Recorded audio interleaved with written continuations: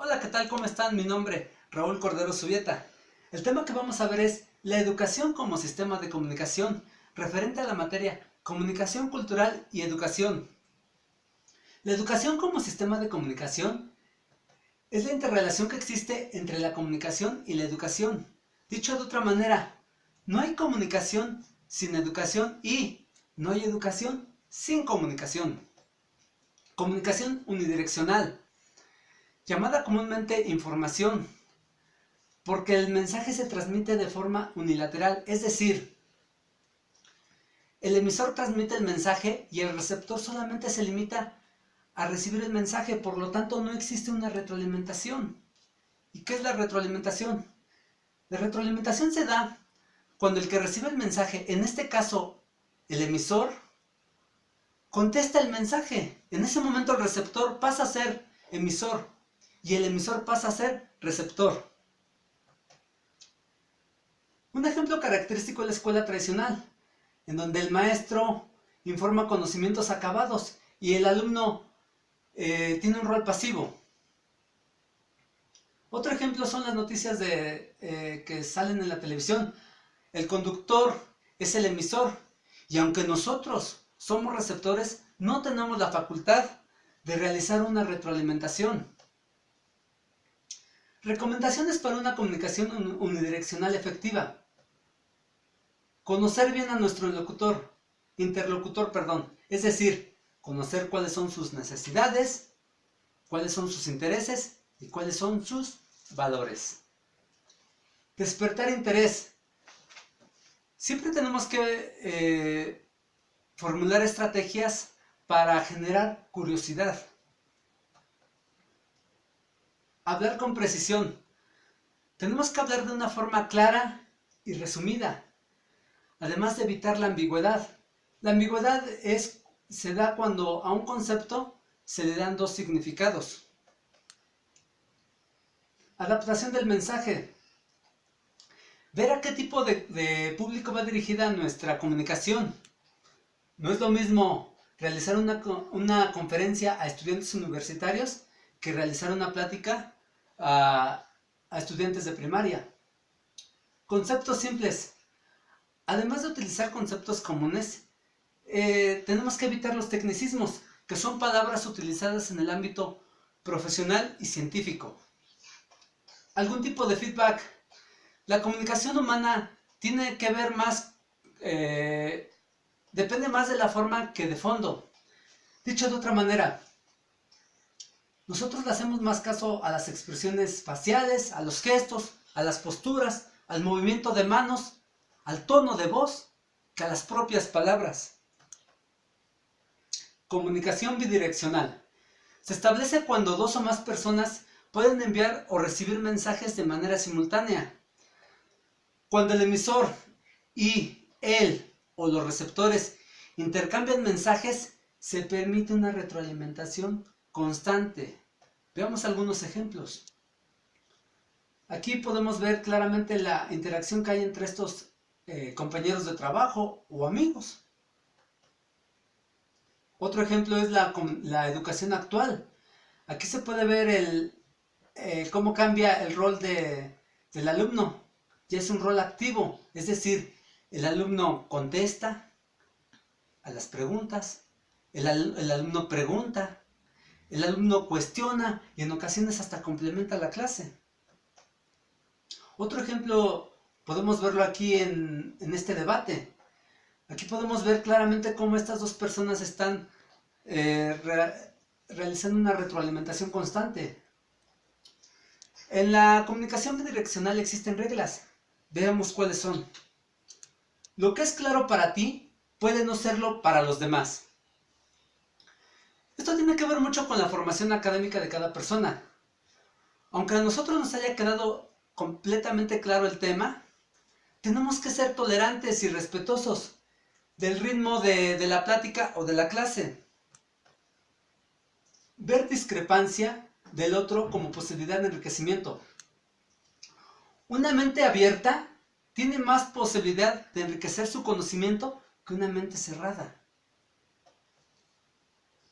Reformule lo que dijo el otro y busque entenderlo. La mejor forma de entender a la otra persona es poniéndose en su lugar, como se dice comúnmente, ponerse en sus zapatos. Cuando vemos el tema desde otra perspectiva, podemos entender la postura de la otra persona. Los juicios y valoraciones propios provocan menos oposiciones y van precedidos por, a mi modo de ver. Este es complemento del tema anterior. Cuando ya nos pusimos en el lugar de la otra persona, y aunque tengamos la certeza de que la otra persona está mal o no está entendiendo correctamente, tenemos que ser cordiales. Es decir,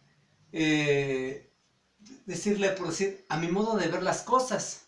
Esto va a favorecer la comunicación y nada más. Expresar emociones. La comunicación es como un boomerang. Siempre regresará lo que enviaste. En este caso podemos ver este claro ejemplo.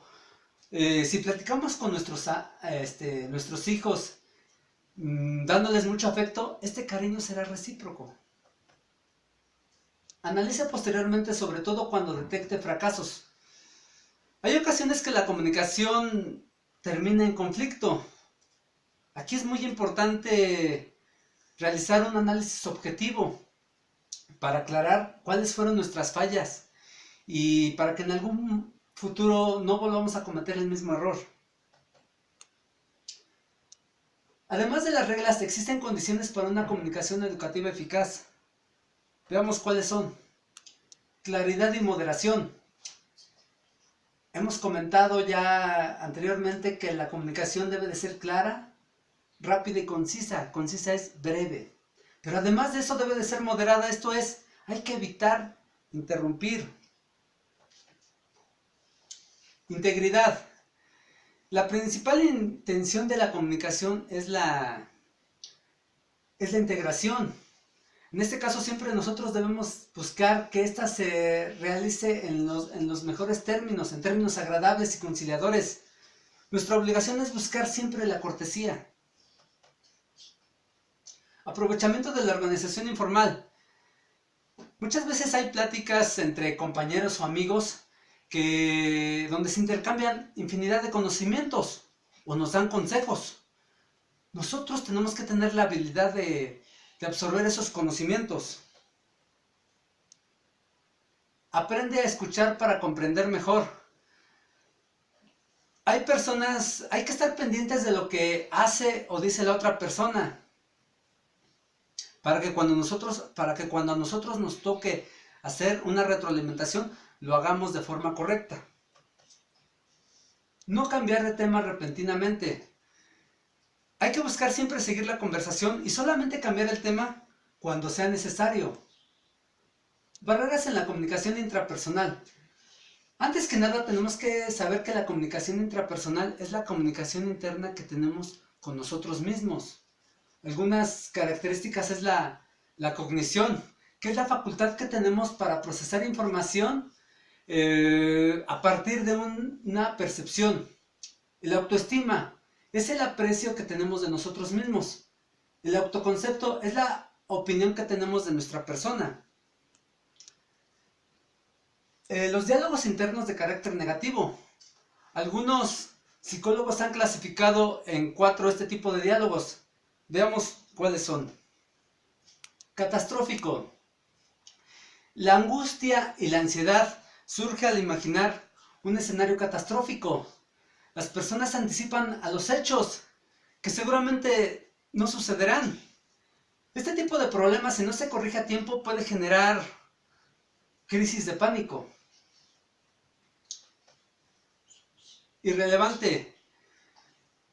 Son personas que no se consideran importantes o necesarias debido a que no han logrado sus metas o tienen problemas económicos o su estatus social puede ser.